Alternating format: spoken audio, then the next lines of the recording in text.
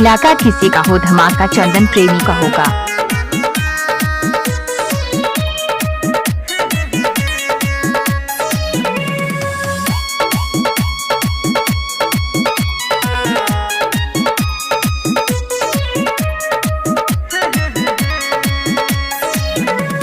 सुन के छोरी ऑर्केस्ट्रा वाली बोला सुन के छोरी ये ऑर्केस्ट्रा वाली बाज हे गे ट्वीट जे तो कमर में हिला हमारे जवानी छोरा लहल किला ट्वीट जे तो कमर में हिला हमारे जवानी छोरा लहल किला सुन के छोरी ऑर्केस्ट्रा वाली इलाका किसी का हो, धमाका चंदन बॉस का होगा।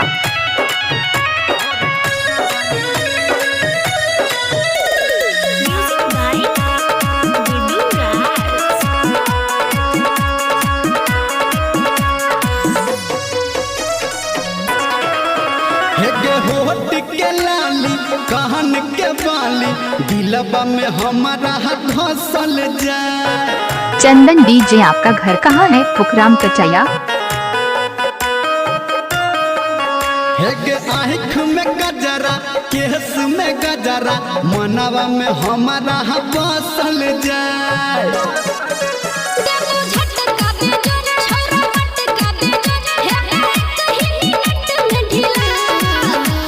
सुन के छोरी ऑर्केस्ट्रा वाली सुन के छोरी ऑर्केस्ट्रा वाली ट्वीट जे तो कमर में हिला ट्वीट जे तो कमर में हिला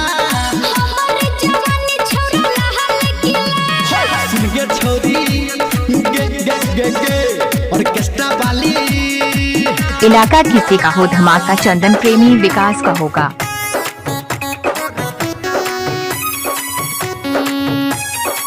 माँ Gayatri recording studio music by दीदी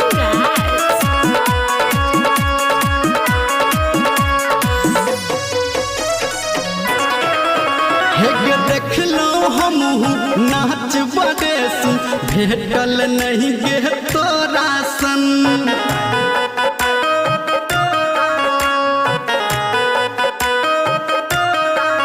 हे गे घड़ी के नीचा टंगड़ी देखे बुझलो नहीं हम तोहर मन।